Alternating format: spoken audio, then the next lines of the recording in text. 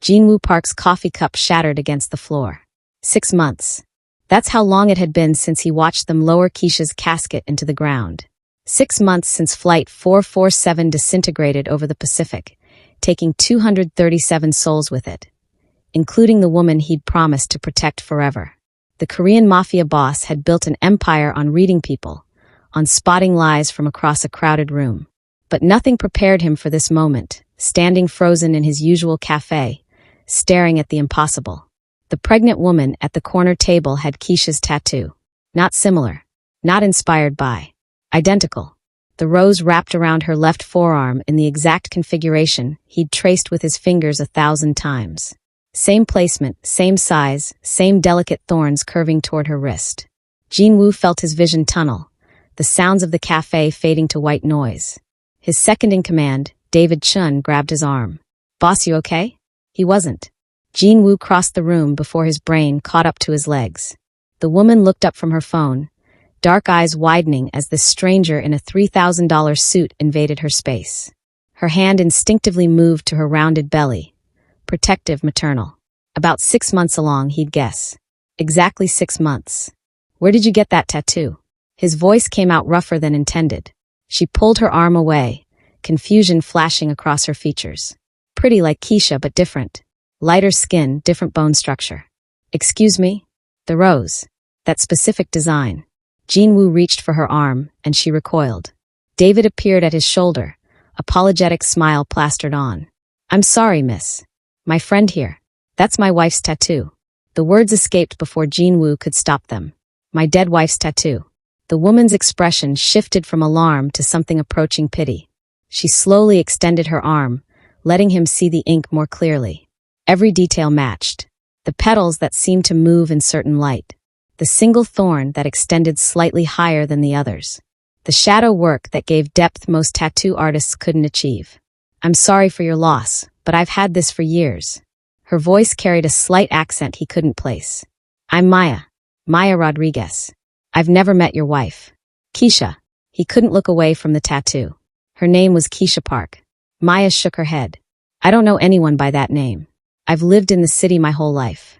That didn't make sense. Keisha had gotten that tattoo in Seoul from a master artist who'd since retired. One of a kind, she'd told him. A symbol of their love story, with hidden details only they understood. The way the smallest petal curved inward. That represented the night they met. The imperfection they'd asked the artist to preserve. Jin-Woo's eyes dropped to Maya's swollen stomach. "How far along are you?" "That's really none of your business." But she answered anyway, perhaps sensing this man wouldn't leave without information. 6 months. "Look, I think you're grieving and you're seeing things that aren't there. This is just a tattoo. Roses are popular." "Not that rose." Jin-Woo pulled out his phone, fingers shaking as he scrolled through photos. He found one from their anniversary, Keisha's arm draped over his shoulder, the tattoo clearly visible. He thrust the screen toward Maya. She leaned forward, studied the image.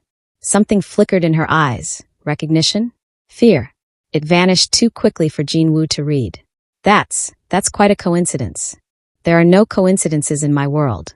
David's phone buzzed. He stepped away to take the call while Jin-Woo continued his interrogation. Maya shifted in her seat, clearly uncomfortable. The cafe's other patrons were starting to notice the scene. Jin-Woo didn't care. Let them stare. Let them whisper about the Korean mob boss losing his mind in public. "When did you get the tattoo?" he pressed. "I don't remember exactly. A few years ago." "Which artist?" "A shop downtown." "I don't recall the name."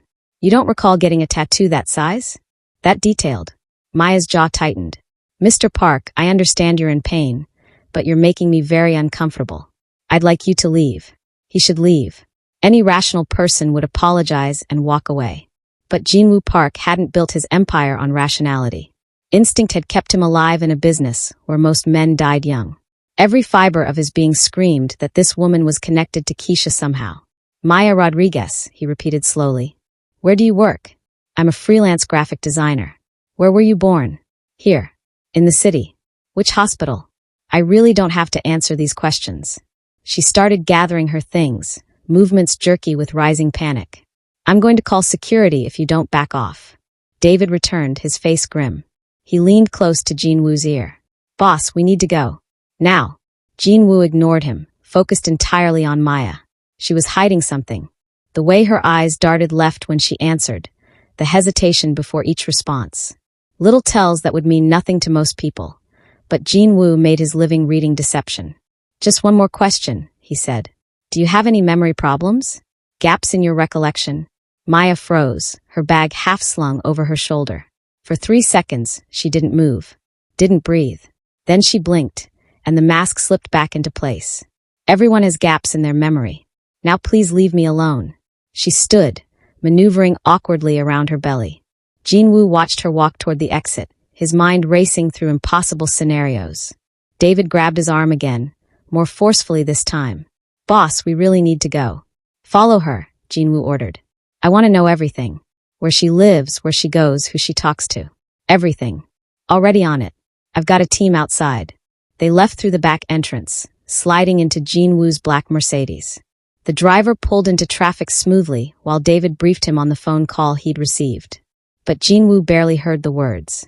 His thoughts kept circling back to that tattoo, to Maya's belly, to the timeline that lined up too perfectly to be random chance. Flight 447 had crashed exactly 6 months and 1 week ago. Maya Rodriguez was 6 months pregnant. She had Keisha's unique tattoo. She showed signs of memory issues. Impossible pieces of an impossible puzzle. Get me everything on Maya Rodriguez, Jin-woo said. Birth certificate, school records, employment history, medical records if you can access them. I want to know what she ate for breakfast 3 years ago. Boss. David hesitated. You know what you're suggesting is crazy, right? Keisha died in that crash. They confirmed her body through dental records. Then explained the tattoo. Coincidence. Or maybe Keisha posted a photo online and this woman copied it. There are explanations that don't involve your dead wife somehow surviving a plane crash that killed everyone on board and then showing up pregnant in your favorite coffee shop. Jin-woo stared out the window as buildings blurred past. David was right, it was crazy. But crazy didn't explain the ice in his veins, the certainty settling into his bones like an old friend. Something was very wrong here. And Jin-woo Park didn't believe in coincidences. Before we continue, if you're enjoying the video, drop a like and hit the subscribe button. Also tell me where you're watching from in the comments. Let's go. The investigation started within the hour. Jin-woo's network spread through the city like roots beneath concrete. Silent, invisible everywhere. By nightfall, his desk was covered with documents that made no sense. Maya Rodriguez existed on paper, but barely. A social security number issued 7 years ago. A driver's license from 6 years back. Nothing before that. It's like she materialized out of thin air, David said, dropping another folder onto the pile. No birth certificate on file. No school records. No medical history until 5 years ago. Jin-woo's jaw clenched. People don't just appear. Witness protection might explain it. Then dig deeper. Someone created this identity. Find out who. He picked up a surveillance photo taken outside Maya's apartment building. Modest neighborhood, nothing flashy. She'd entered alone, carrying groceries in reusable bags. Normal. Ordinary. Except for the impossible tattoo wrapped around her arm. His phone buzzed. Unknown number. Jin-woo answered without speaking. Mr. Park. Maya's voice tight with anger. Call off your dogs. I saw them following me. I need answers. You need therapy. She exhaled sharply. Look, I understand you're grieving, but I'm not your wife. I'm not whoever you think I am. I'm just a pregnant woman trying to live her life. Then help me understand the tattoo. Silence stretched between them. Jin-woo could hear traffic in the background, a siren wailing somewhere distant. When Maya spoke again, her voice had shifted, quieter, almost vulnerable. I don't remember getting it, she admitted. That's the truth. I woke up with it one day about 6 months ago. I thought maybe I'd gotten drunk and done something stupid. But I don't drink. Never have. 6 months ago. Right after the crash. You woke up with a fresh tattoo and didn't question it. I questioned everything. Her voice cracked. I went to doctors. Therapists. Nobody could explain it. And before you ask, yes, I have memory problems. Big ones. There are chunks of my life that feel fuzzy. Like watching a movie through frosted glass. Jin-woo's heart hammered against his ribs. What's the earliest memory you can clearly recall? Why does it matter? Maya. Please. Another pause. 6.5 months ago. I remember waking up in a hospital. They said I'd been in an accident, but they couldn't tell me what kind. No records, no witnesses. Just gaps. The timeline fit perfectly. Too perfectly. Which hospital? St. Catherine's. But I already checked. There's no record of my admission. It's like it never happened, except I have the discharge papers. She laughed, bitter and sharp. You want to know the really crazy part? The papers are signed by a doctor who doesn't exist. I looked him up. No medical license, no employment history. Nothing. Jinwoo was already typing notes for David. Do you still have those papers? Why are you doing this? The question came out raw. Why can't you just let me be? Because my wife discovered something 6 months ago. Something dangerous. She told me she needed time to gather evidence. Wouldn't explain what she'd found. 2 weeks later, she was on that plane. He'd never said this out loud before. I think someone wanted her dead. Maya's breathing quickened on the other end. That's insane. Is it? You appear exactly when she disappears. You have her tattoo. You have no memory of your past. You're pregnant with a timeline that matches. He paused, letting the weight of it settle. If you're not Keisha, then someone went through a lot of trouble to make you look like her. But why? That was the question eating him alive.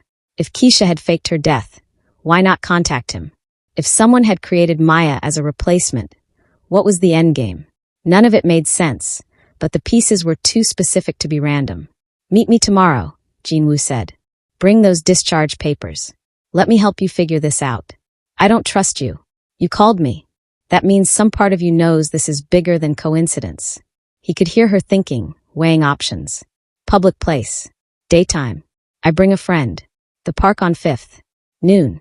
She hung up without agreeing, but Jinwoo knew she'd come. Maya needed answers as badly as he did. Maybe more. David appeared in the doorway, tablet in hand. Boss, you're going to want to see this.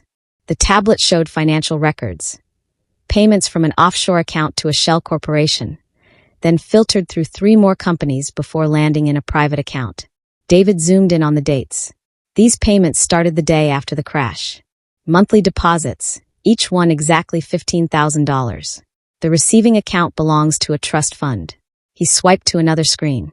The trust fund was established 6 months ago for Maya Rodriguez. Jinwoo felt cold spread through his chest. Who's funding it? That's where it gets interesting. I traced the shell corporations back through their ownership structures. Took some creative accounting, but I found the source. David's expression was grim. The payments originate from an account controlled by your organization. Specifically, from discretionary funds that only one person has access to. Who? Your second in command. Me. David set the tablet down carefully. Boss, I swear I didn't authorize these transfers. Someone's using my credentials, my access codes. They're framing me or you're lying. The words hung between them like a blade.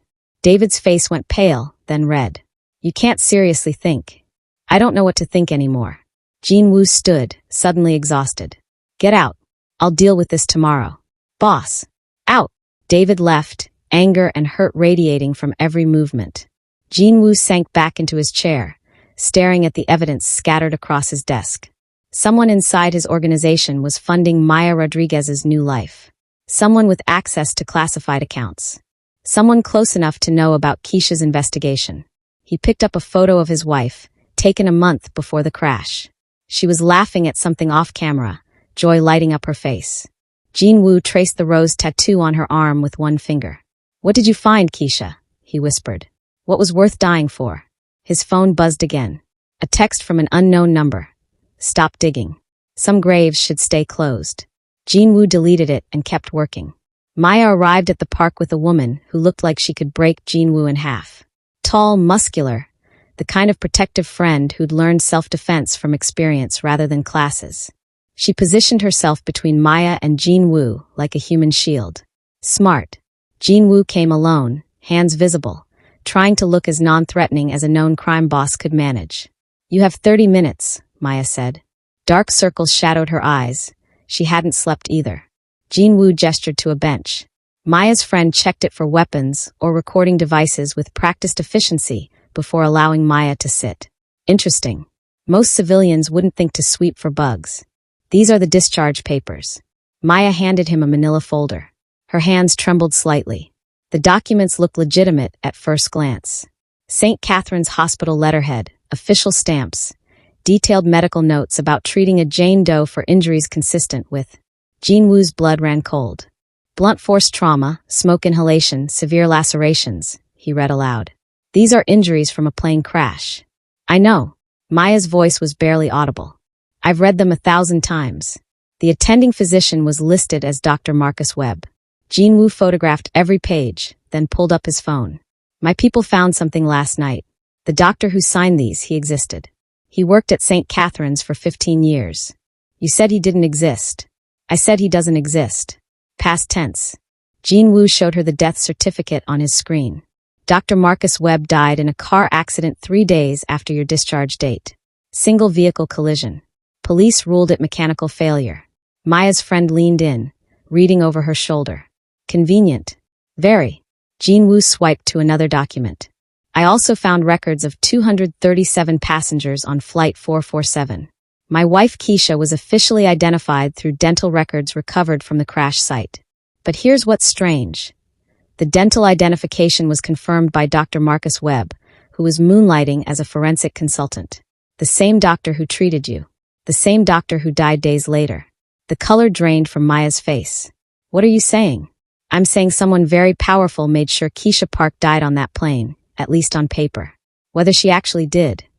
Jean Wu met her eyes. I'm starting to think the answer is sitting right in front of me. That's insane. Look at me. I'm not Korean. I don't look anything like your wife. Plastic surgery can change a face. Even as Jean Wu said it, he didn't quite believe it. Maya's bone structure was fundamentally different from Keisha's. But the tattoo, the timeline, the memories. Maya stood abruptly, pacing. I can't do this. This is too much. Show him, her friend said quietly. Sarah, no. Show him the dreams. Maya spun on her. They're just dreams. Are they? Sarah pulled out her own phone, scrolling through something. You've been texting me every nightmare for months. Same details, same places, same faces. They're too specific to be random. She handed the phone to Jean Wu. His chest tightened as he read through Maya's messages. Descriptions of a luxurious penthouse with floor-to-ceiling windows overlooking the harbor. A black Mercedes with custom interior. A scar on someone's left shoulder blade in the shape of a crescent moon. Jean Wu had that scar. Knife wound from 15 years ago. Where did you see this? He pointed to the description of his penthouse. I told you dreams. Nightmares, really. Maya hugged herself despite the warm afternoon. I keep seeing this place, this life that isn't mine. There's always a man, but his face is blurred. We're arguing about something. He wants me to stop investigating, says it's too dangerous. I tell him I'm close to finding proof. Proof. Keisha's last conversation with him had been about proof. What kind of proof? I don't know. It's fragments, pieces that don't connect. Maya sat back down heavily, one hand on her belly. In the dreams, there are numbers. Account numbers, maybe? And names. Lots of names I don't recognize. But one keeps repeating, Chun. David Chun. Jean Wu went very still. Say that again. David Chun. Does that mean something? It meant everything. David Chun was Jean Wu's second in command. His most trusted advisor. The man who had access to the offshore accounts funding Maya's new identity. The man who'd been by Keisha's side more than anyone except Jean Wu himself. The man who'd insisted Keisha's death was just a tragic accident. Tell me about the other names, Jean Wu said carefully. Maya closed her eyes, concentrating. There's a woman, Victoria? No, Veronica. Veronica Zhao. And someone called Dimitri. The dreams always end the same way. I'm on a plane, and I know something's wrong. I'm trying to call someone, but my phone won't work. Then there's fire and screaming in. Her voice broke. Then I wake up. Sarah wrapped an arm around her. It's okay. But it wasn't okay. Nothing about this was okay. Jean Wu pulled up his organization's files. Veronica Zhao handled their money laundering operations through a network of legitimate businesses. Dmitry Volkov managed their Eastern European connections. Both reported directly to David Chun. Both had been flagged by Keisha in her final weeks as potentially compromised. She'd been investigating his inner circle. I need to tell you something, Jean Wu said slowly. 6 months ago, my wife told me she'd discovered evidence of a massive financial conspiracy within my organization. Millions being siphoned off through fake transactions. She said it went high up, maybe to someone I trusted completely. She needed 2 more weeks to prove who was behind it. And then the plane crashed, Maya finished. And then the plane crashed, killing all 237 passengers, including my wife. Except, he gestured at Maya. What if she wasn't on that plane? What if someone altered the passenger manifest, used Dr. Webb to falsify dental records, and pulled her out before the crash? Then where is she now? Sarah asked the question Jinwoo couldn't. He looked at Maya, really looked at her. Past the different face, the different coloring. Looked at the way she held herself when nervous, the slight tilt of her head when listening intently. The way her hand automatically moved to her belly in the exact protective gesture Keisha used to make when she was anxious. I think, Jinwoo said quietly, she's been erased. New face, new identity, new memories implanted somehow. The perfect witness protection. So perfect the witness doesn't even know she needs protecting. Maya shook her head violently. That's not possible. You can't just erase someone and make them into someone else. With enough money and the right connections? With doctors who'll falsify records and conveniently die afterward. Jinwoo's voice hardened. In my world, Maya, anything is possible. Especially when someone wants to hide the truth badly enough to murder 237 innocent people as collateral damage. The 3 of them sat in silence, the weight of it crushing. Finally, Maya spoke. If what you're saying is true, if I'm really your wife with a new face and no memory, then whoever did this is still out there. Still watching. Still making sure I never remember. Yes. And you think it's this David Chen person. I think he's involved. Whether he's the mastermind or just following orders. Jinwoo's phone buzzed. Text from an unknown number. The park. How romantic. Last warning. He showed it to Maya. Her face went white. They're watching us right now. Sarah grabbed Maya's arm. We need to leave. Now. Jinwoo scanned the park, cataloging faces. Old man feeding pigeons, too obvious. Jogger doing laps, wrong shoes for running. Young couple on a blanket. The man's jacket bulged wrong on the left side. Gun. Don't run, he said quietly. They're waiting for us to panic. Who's they? Maya's voice climbed an octave. Whoever sent that text. Whoever's been funding your new life. Whoever needs you to stay Maya Rodriguez and never remember being Keisha Park. Jinwoo stood slowly, positioning himself between Maya and the couple on the blanket. Sarah, take her to the east exit. My car is waiting on Lexington, black Mercedes. License plate starting with 7KJ. Driver's name is Tommy. Tell him code Phoenix. What about you? Sarah was already pulling Maya to her feet. I'm going to have a conversation with our watchers. He kept his voice light, casual. Just 3 people finishing a Pleasant Park meeting. Go. Now. They went. Jinwoo watched them disappear around a curve in the path before turning toward the couple. The man was already standing, hand inside his jacket. His partner, blonde, athletic, cold eyes, spoke into her sleeve. Definitely professionals. Jinwoo walked toward them like he had all day. Beautiful afternoon, isn't it? The man's hand tightened on his concealed weapon. Mr. Park, you should have heeded the warnings. I'm terrible at taking advice. Character flaw. Jinwoo stopped 10 feet away, hands visible. Who do you work for? Let me guess, David Chen. The woman's expression flickered. Got you. Mr. Chen is concerned about your recent obsession, she said. He thinks you're projecting grief onto an innocent woman. He's worried you might do something you'll regret. How thoughtful.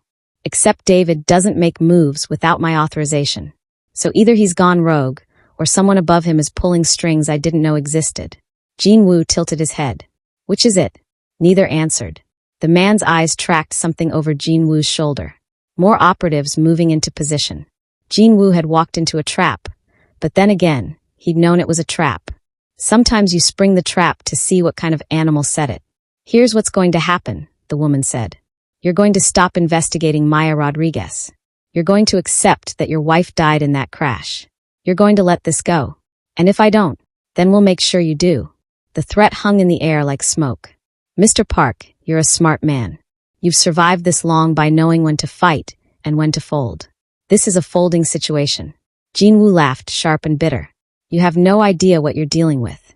That woman, Maya, Keisha, whatever name she's using, she's carrying my child. My heir. Do you really think I'll walk away from that? The couple exchanged glances. They hadn't known about the baby. 6 months pregnant, Jinwoo continued. Same timeline as the crash. She has Keisha's tattoo, Keisha's mannerisms, Keisha's memories buried under whatever you people did to her. And you think I'll just... What? Pretend she doesn't exist. The child isn't yours, the man said. Too quickly. Defensive. DNA test says otherwise. Already done. A lie, but a necessary one. So now we have a problem. You've gone through elaborate lengths to erase my wife and hide my child. That suggests whoever's behind this knows those are the two things I'd burn the world down to protect. Jinwoo smiled without warmth. So I'll ask one more time, who's giving you orders? The woman's hand moved to her own weapon. You're making a mistake. I've made plenty. One more won't kill me. Though these two might try. Jinwoo calculated angles, distances. The jogger had stopped, pretending to stretch. The old man with pigeons had vanished. At least 6 hostiles, probably more. Terrible odds. Good thing Jinwoo hadn't come alone either. 3 black SUVs pulled up to the park's perimeter simultaneously. Doors opened. Men in suits emerged. Jinwoo's personal security team, not the one David Chen controlled. Loyal to Jinwoo before the organization. Carefully cultivated over years for exactly this kind of situation. The blonde's face went tight. This is a mistake. You keep saying that. I'm starting to think you're the one who's made the mistake. Jinwoo gestured, and his men fanned out. Here's my counteroffer. You tell me who's funding Maya's identity and why. You tell me who falsified the crash records and killed Dr. Webb. You tell me everything, and maybe I let you walk out of this park. We're just contractors, the man said. We don't know the details. Contractors for whom? We can't. Can't or won't. Jinwoo's voice dropped to something dangerous. Because one suggests fear, and the other suggests loyalty. And loyalty to someone who isn't me is a problem we're going to solve right now. The woman's phone buzzed. She glanced at it, then back at Jinwoo. Whatever she read changed her calculation. Stand down, she told her partner. To Jinwoo. You want to know who's behind this? Look closer to home. The conspiracy your wife uncovered. It wasn't just financial. It was political. International. Your organization isn't just a criminal enterprise anymore, Mr. Park. It's being used as a front for something much bigger. Bigger how? Weapons trafficking. Not drugs or guns. The serious stuff. Military-grade equipment moving through your shipping routes to clients in countries that shouldn't have them. Your wife figured it out. She was going to expose everything. The woman pocketed her phone. The people involved couldn't let that happen. So they arranged an accident that would eliminate the threat and send a message. Jinwoo felt ice crystallize in his veins. They crashed a commercial airliner to kill one person. They crashed it to kill one person and terrify anyone else who might ask questions. Message received loud and clear throughout your organization. Don't dig into the money. Don't ask about the shipments. Don't question the new direction. She started backing away. But your wife survived somehow. Got pulled from the wreckage, maybe. Someone with a conscience, possibly. They gave her a new face, new identity, new life. Thought it was Mercy. Who? Give me a name. You already know the name. You just don't want to believe it. The woman and her partner melted into the crowd, Jinwoo's men too slow to intercept. David Chun sends his regards. And a warning. If you pursue this, everyone you love dies. Including Maya and that baby. They were gone before Jinwoo could respond. His security chief, Marcus, appeared at his elbow. Boss, should we follow? No. Let them go. Jinwoo pulled out his phone, hands shaking with rage. Get me everything on our weapons shipments from the last year. Every manifest, every route, every transaction. And find out who authorized them. Sir, that'll be. Do it. Jinwoo's voice cracked across the park. People turned to stare. He didn't care. David Chun has been running weapons through my organization. My wife found out, and they tried to kill her. They murdered 236 innocent people to cover it up. And now they're threatening my child. Marcus's expression hardened. What are your orders? Jinwoo thought of Maya, confused and frightened, carrying a baby she didn't know was his. Thought of Keisha, the woman he'd loved, erased and rebuilt into someone else. Thought of David Chun, the man he'd trusted like a brother, orchestrating all of it. War, Jinwoo said simply. We're going to war. Maya was gone when Jinwoo reached the Mercedes. Tommy sat slumped against the steering wheel, blood trickling from his temple. Alive but unconscious. The back door hung open, Sarah's phone shattered on the pavement. No bodies, no witnesses, no trace of where they'd been taken. Jinwoo's vision tunneled red. Get every camera within 6 blocks. Traffic, security, doorbell, everything. Find them. Marcus was already coordinating teams through his headset. Boss, we've got tire tracks heading south. 2 vehicles, heavy acceleration. Military pattern on the treads. How long ago? 10 minutes, maybe 15. Too long. They could be anywhere by now. Jinwoo forced himself to think past the panic clawing at his throat. David wouldn't kill Maya. She was leverage now. He'd use her to force Jinwoo's compliance, make him back down from the investigation. Standard play. Except David didn't know Jinwoo had stopped playing by standard rules. His phone rang. Unknown number. Jinwoo answered without speaking.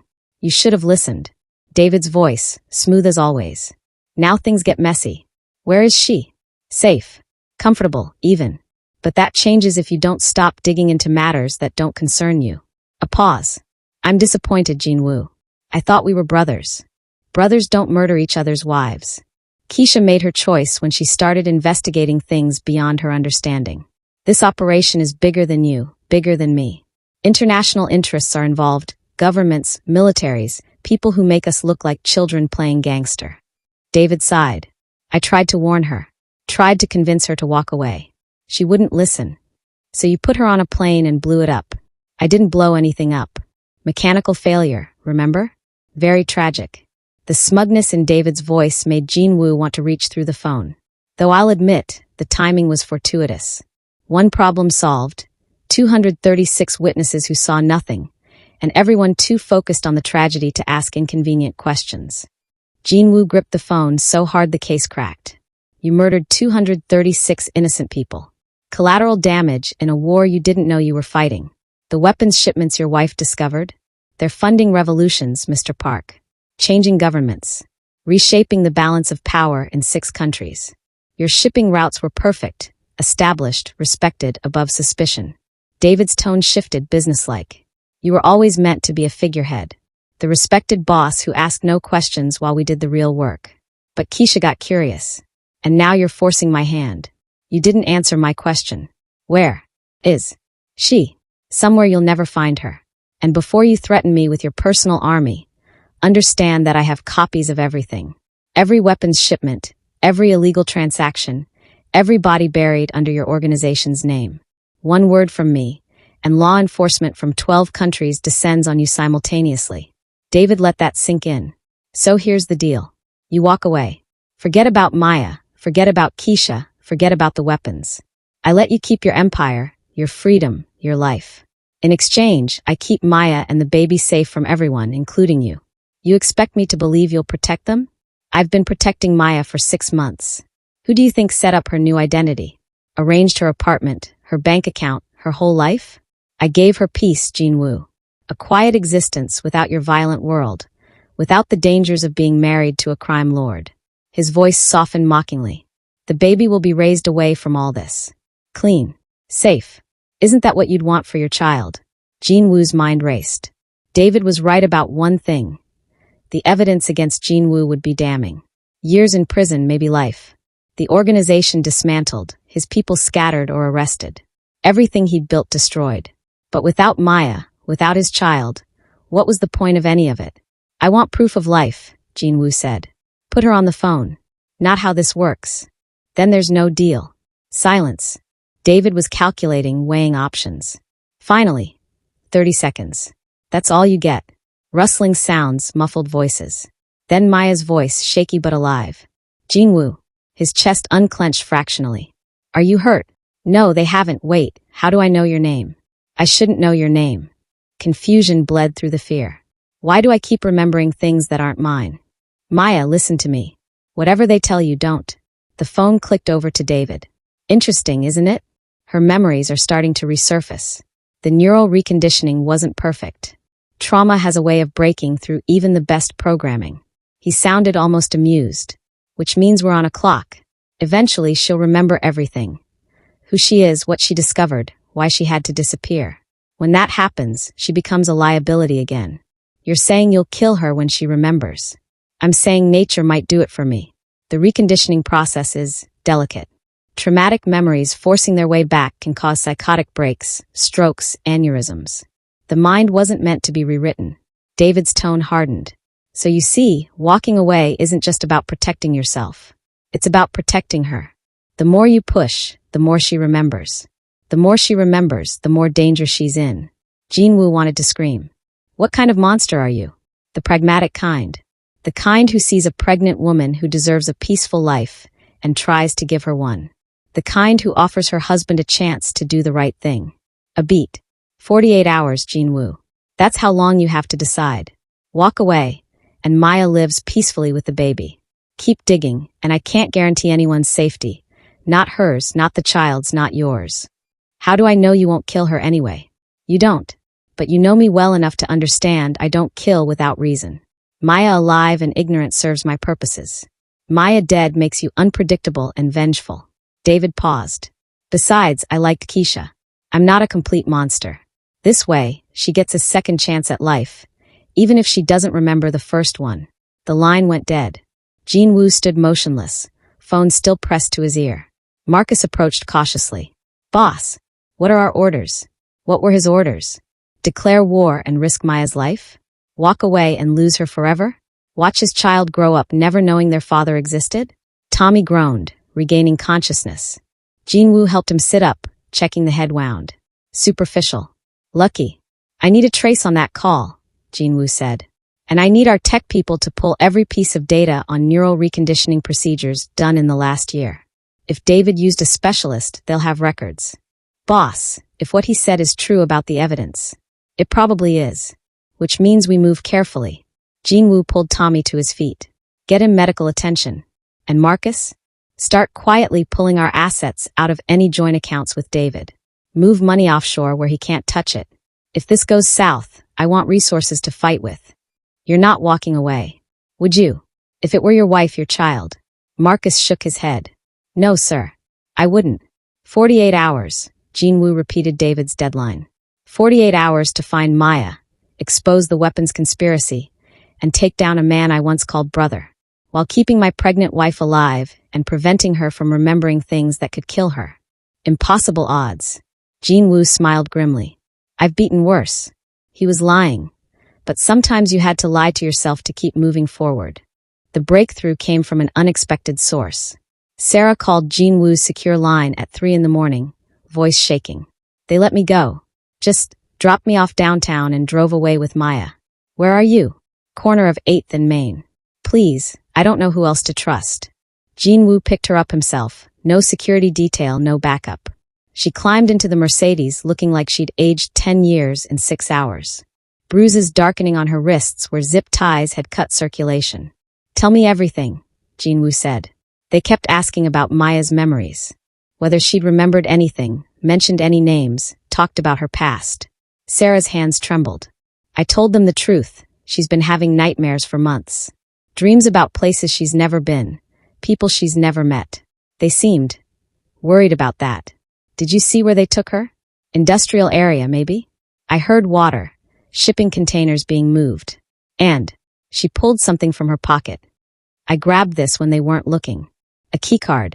Corporate logo for Artemis Shipping, one of Jinwoo's front companies. They're holding her at one of my own facilities, Jinwoo said quietly. The audacity was almost impressive. Which one?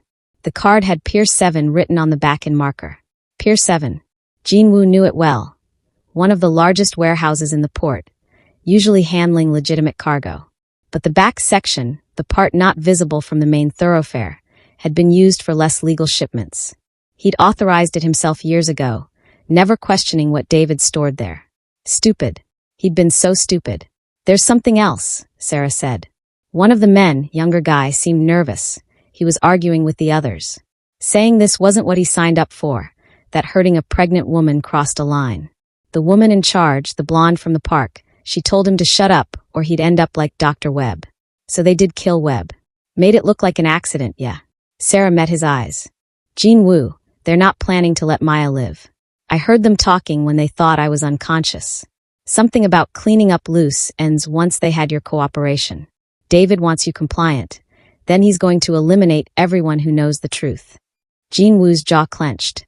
He'd suspected as much, but hearing it confirmed made his blood run cold. Including you. Probably.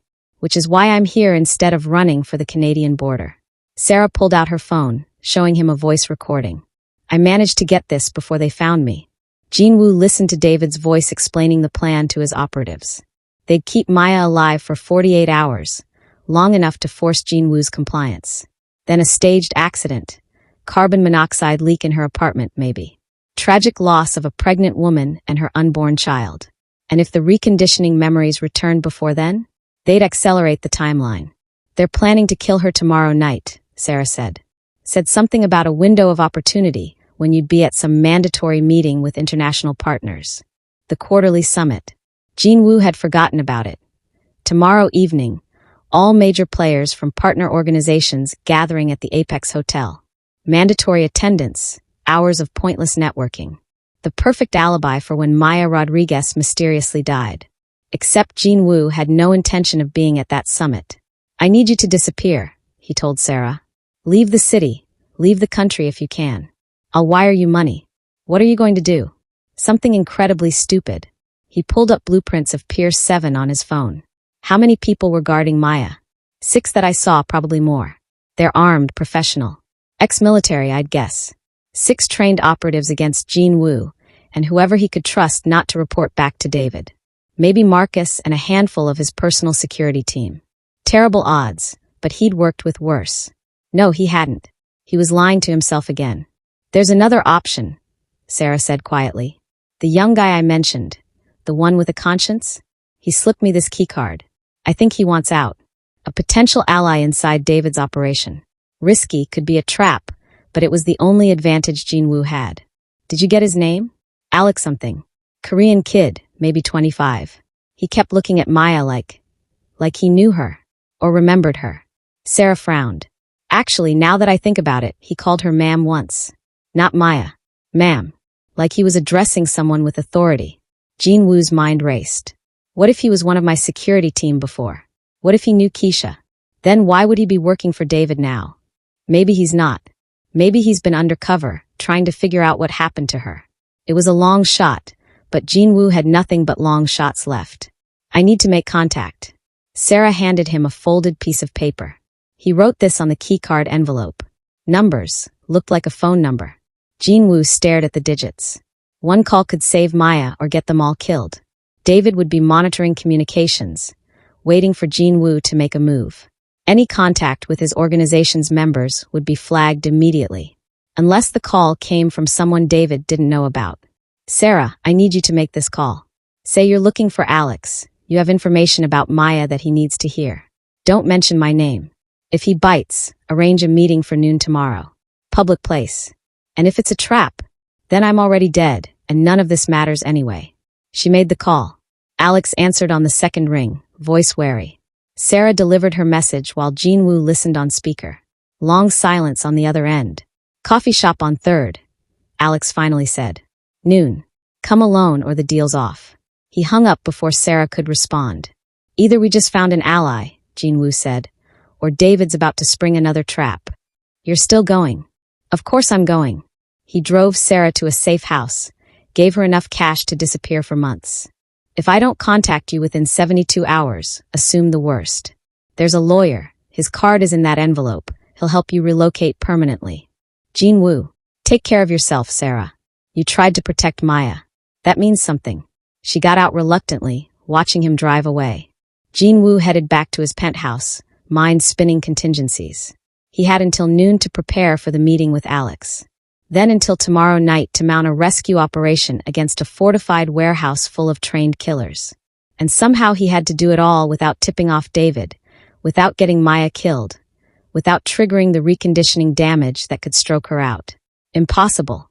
But then again, loving Keisha had seemed impossible once too. She'd been a nobody, a graphic designer who'd stumbled into his world by accident, who should have run screaming but stayed instead. Who'd looked at the monster he was and chosen to love him anyway.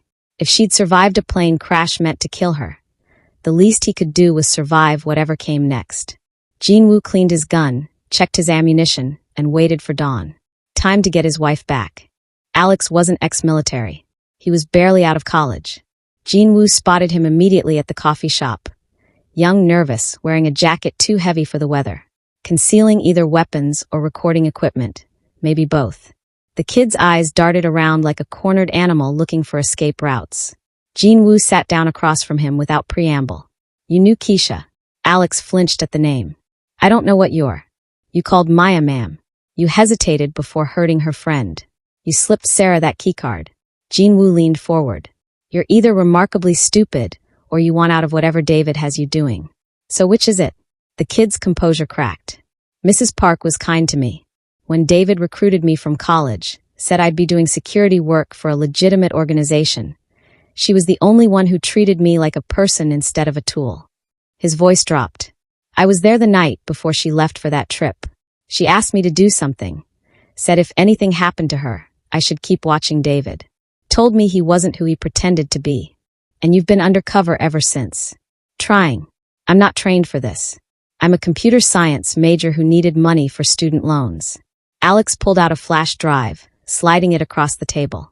This is everything I could access.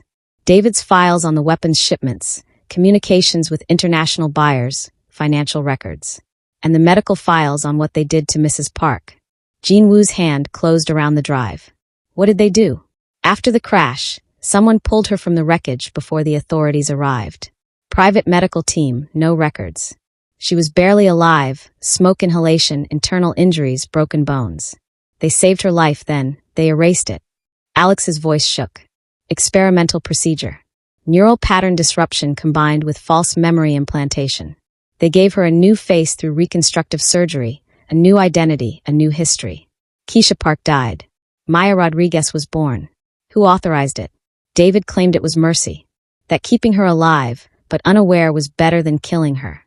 That she deserved a peaceful life after everything she discovered. Alex met Jinwoo's eyes. But I think he kept her alive as insurance. In case he ever needed leverage against you. Jinwoo's jaw clenched. Where is she now? Pier 7, Warehouse Section C. 6 guards rotating in 12-hour shifts. They're keeping her comfortable, decent room, medical monitoring for the baby. David's orders are to keep her safe until after tomorrow's summit.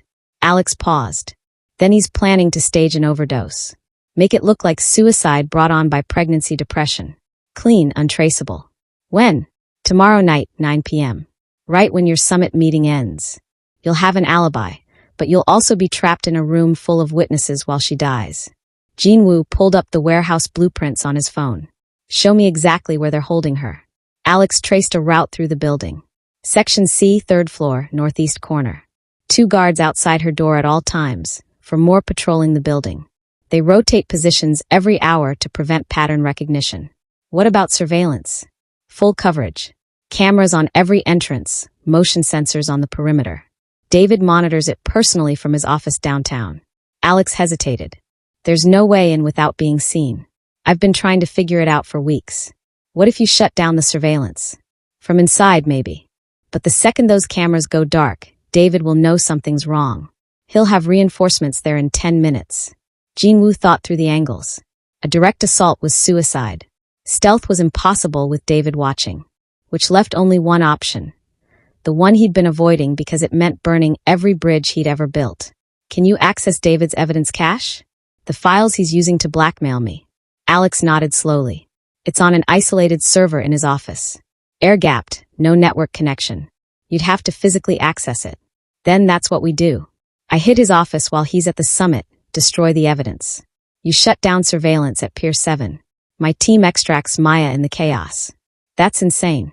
You'll be declaring war on your own organization. I've been at war since David put my wife on that plane. Jinwoo's voice was ice. Question is whether you're with me or not.